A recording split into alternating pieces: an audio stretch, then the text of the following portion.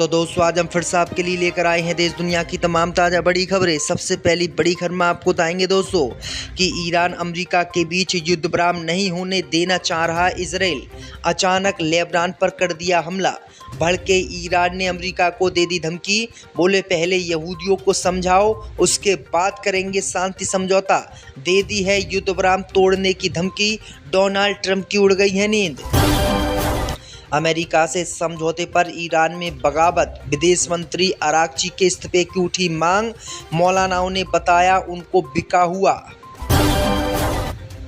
राम मंदिर में चंदा चोरी के मामले में अब पुलिस करेगी जांच। भड़के अखिलेश यादव। बोले सनातन धर्म का योगी बना रहे हैं मजाक, हमारे बाबाओं की होगी अब जांच। संसद में ममता की पहुंच हो गई बिल्कुल खत्म।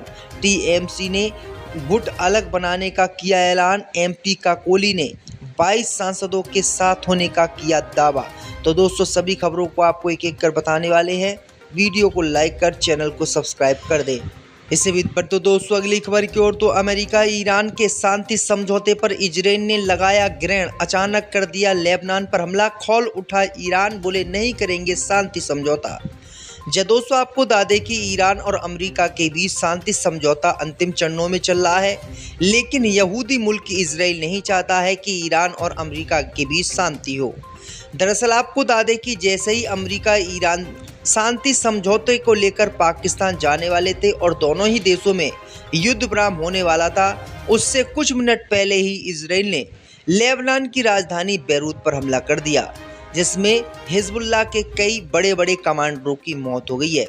वहीं आपको बता दें कि इजराइल के द्वारा किए गए इस हमले से ईरान फिर से भड़क उठा है। ईरान ने सीधे धमकी दे दी है कि वो अमेरिका के साथ शांति समझौता नहीं करेगा, क्योंकि अमेरिका का सहयोगी इजराइल बेफजूल बेगुनाह लोग की हत्या बैरूत में कर रहा है। वहीं आपको बता दें कि अब इजराइल की वजह से अमेरिका और ईरान के बीच जो युद्ध विराम हो रहा था वो एक बार फिर से खटाई में पड़ गया है, क्योंकि ईरान ने साफ कहा है कि अगर ईरान और अमेरिका में शांति समझौता होगा तो उसमें बैरूत यानी लेबनान भी शामिल होगा। जब ईरान पर हमले रुकेंगे तो जो है लेबनान पर भी हमले नहीं होने चाहिए। लेकिन दोस्तों ईरान की इस शर्त को ठेंगा दिखा दिया इजराइल ने, और इजराइल ने ईरान की इस शर्त के खिलाफ जाकर बैरूत पर हमला कर दिया, जिससे ईरान नाराज हो गया है और ईरान ने कह दिया है कि या तो पहले वो इजराइल को संभाले या फिर हमारे साथ शांति समझौता करे। तो ये बड़ी अपडेट आ रही दोस्तों कि किस तरीके से ये यहूदी ईरान और अमेरिका के बीच शांति समझौता नहीं होने दे रहे हैं। तो ये बड़ी अपडेट आई दोस्तों कि कभी भी ईरान अमेरिका के बीच शांति समझौता टूट सकता है। इससे भी बढ़ते दोस्तों अगली खबर की ओर तो अमेरिका से समझौते पर ईरान में बगावत। विदेश मंत्री अरागची के इस्तीफे की उठी मांग। दोस्तों आपको बता दें कि ईरान में अमेरिका के साथ संभावित शांति समझौते को लेकर राजनीतिक विवाद अब ईरान में गहराता जा रहा है। देश के बड़े बड़े उलमाओं ने विदेश मंत्री अब्बास अरागची के खिलाफ प्रदर्शन ईरान में शुरू कर दिया है और उन पर अमेरिका के सामने झुकने का आरोप लगाया है। राजधानी तेहरान समेत कई शहरों में हुए विरोध प्रदर्शनों में प्रदर्शनकारियों ने अरागची के इस्तीफे की मांग की और प्रस्तावित समझौतों को ईरान के हितों के खिलाफ बताया। रिपोर्ट के मुताबिक शनिवार को तेहरान और उत्तरी पूर्वी शहर मशहद में विदेश मंत्रालय के कार्यालय के बाहर प्रदर्शन हुआ। प्रदर्शनकारियों ने विदेश मंत्री के खिलाफ नारेबाजी करते हुए उन्हें घुसपैठिया बताया। विरोध प्रदर्शन के वीडियो ईरानी समाचार एजेंसी फार्स द्वारा जारी किए गए हैं, जिनमें बड़ी संख्या में मुस्लिम समर्थक नजर आए हैं। नेताओं का दावा है कि अमेरिका के साथ प्रस्तावित समझौता ईरान की रणनीतिक स्थिति को कमजोर कर सकता है। खासतौर पर उन्हें आशंका है कि इस समझौते से दुनिया के सबसे महत्वपूर्ण समुद्री मार्गों में से एक हॉर्मुज स्ट्रेट पर ईरान का प्रभाव कम हो जाएगा। तो ये बड़ी अपडेट आ रही दोस्तों। इससे भी बढ़ते दोस्तों अगली खबर की ओर तो राम मंदिर का चंदा हुआ चोरी। तो भड़के अखिलेश यादव, बोले सनातन धर्म का उड़ा रखा है मजाक। दोस्तों आपको बता दें कि अयोध्या के भव्य राम मंदिर में चढ़ावे की राशि को लेकर उठे कथित चोरी के आरोपों पर उत्तर प्रदेश की सियासत पूरी तरीके से गर्मा गई है। समाजवादी पार्टी के मुखिया अखिलेश यादव इस मुद्दे को लेकर लगातार योगी सरकार और प्रशासन पर हमला बोल रहे हैं। अब इस मामले में योगी सरकार ने SIT का गठन किया है, तो अखिलेश यादव ने इसे सीधे धर्म और सनातन से जोड़कर एक नया सियासी दांव चल दिया है। आगरा में आयोजित एक कार्यक्रम के दौरान अखिलेश यादव ने राम मंदिर चढ़ावे विवाद की SIT जांच को लेकर सवाल पूछा है। अखिलेश यादव ने इस जांच को सनातन धर्म का अपमान बताया है। अखिलेश यादव ने कहा है कि कितना दुर्भाग्य है कि हमारे धर्म के और मंदिरों के लोग की जांच अधिकारी करेंगे, हमारे धर्म को आगे बढ़ाने वालों की जांच अधिकारी करेंगे। इससे बड़ा दुर्भाग्य हिंदू धर्म के लिए क्या हो सकता है। सनातन धर्म के लिए ये सनातन धर्म का अपमान है कि हमारे साधु संतों की इतनी पवित्र और प्रतिष्ठित जगह की जांच अधिकारी करेंगे।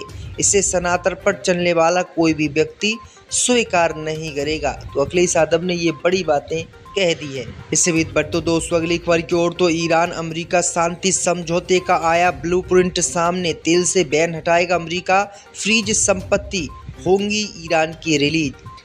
दोस्तों आपको बता दें कि ईरान और अमेरिका के बीच जो युद्ध विराम को लेकर सहमति बन गई है, उसकी अभी तक कोई भी चर्चा नहीं हुई है, लेकिन इसमें जो क्या क्या शर्तें ईरान और अमेरिका की हैं वो बता दी गई हैं। अमेरिका ने ईरान के $25 बिलियन की फ्री संपत्ति को रिलीज करने पर सहमति जता दी है। इसमें डायरेक्ट कैश ट्रांसफ़र, रीजनल देशों के बीच कोऑपरेशन और फाइनेंशियल क्रेडिट लाइन शामिल है। वहीं आपको बता दें कि ईरान सभी कमर्शियल जहाज़ों के लिए हॉर्मुज स्ट्रेट को तुरंत खोल देगा, जबकि अमेरिका नेवल ब्लॉकेड हटा देगा। इसके साथ ही अमेरिका एक तय समय के लिए ईरान पर लगे तेल बैन को हटा देगा, जिससे ईरान तेल बेच सकेगा और रेवेन्यू पा सकेगा। इसके साथ ही अमेरिका ड्राफ्ट मेमोरेंडम में इस बात पर सहमत है कि तेहरान ईरान के अंदर बहुत ज़्यादा एनरिच यूरेनियम स्टॉक को कम करेगा। इस मैकेनिज्म पर अगले 60 दिनों में चर्चा होगी। तो ये बड़ी अपडेट आई दोस्तों कि किस तरीके से ये बातें जो है दोस्तों बताई गई हैं। अब देखना ये होगा कि ये युद्ध विराम अंतिम चरणों तक पहुंचेगा या फिर नहीं। इससे भी बढ़ते दोस्तों अगली खबर की ओर, तो संसद में ममता की पहुंच खत्म, TMC का अलग गुट बनाने का हुआ ऐलान। MP काकोली ने 22 सांसदों के साथ किया दावा।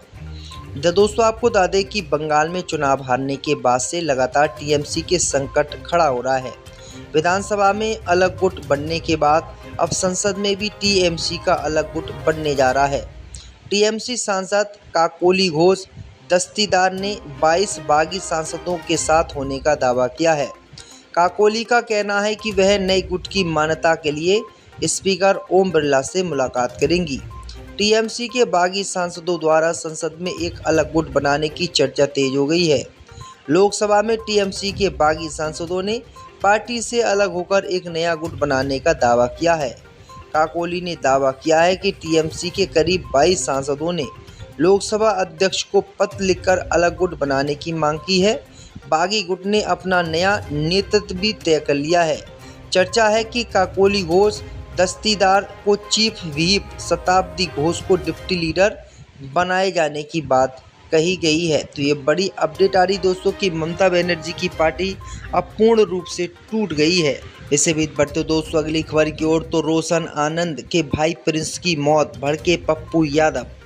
दोस्तों आपको बता दें कि पटना के चर्चित ज्ञान बिंदु कोचिंग के डायरेक्टर रोशन आनंद के भाई प्रिंस यादव की नेपाल के एक होटल में संदिग्ध परिस्थितियों में मौत हो गई है। नेपाल पुलिस की मामले में जुटी है। खान सर की कोचिंग पर बीते दिनों हुए हमले के मामले में प्रिंस यादव पर केस दर्ज था। इस केस के बाद से ही प्रिंस नेपाल चला गया था। जानकारी के अनुसार प्रिंस यादव नेपाल के एक होटल में अपने 6 से 7 साथियों के साथ ठहरे हुए थे। देर रात उनकी संदिग्ध स्थिति में मौत हो गई है। घटना के बाद नेपाल पुलिस ने होटल में मौजूद अन्य लोगों को हिरासत में लेकर पूछताछ शुरू कर दी है। पुलिस हर एंगल से मामले की जांच कर रही है। मौत के कारणों का पता लगाया जा रहा है। प्रिंस यादव की नेपाल में संदिग्ध हालत में हुई मौत को पूर्णिया सांसद पप्पू यादव ने हत्या बताया है। पप्पू यादव ने एक फेसबुक पोस्ट में लिखा है कि ज्ञान बिंदु के डायरेक्टर रोशन आनंद के भाई प्रिंस की नेपाल विराटनगर में हत्या, ये अत्यंत दुर्भाग्यपूर्ण है। बिहार सरकार नेपाल प्रशासन से संपर्क कर पीड़ित परिवार को न्याय दिलाए, हथियारों पर अविलंब कार्रवाई हो, एक भाई जेल में बंद है, दूसरे की हत्या, मेरी संवेदना परिवार के साथ है।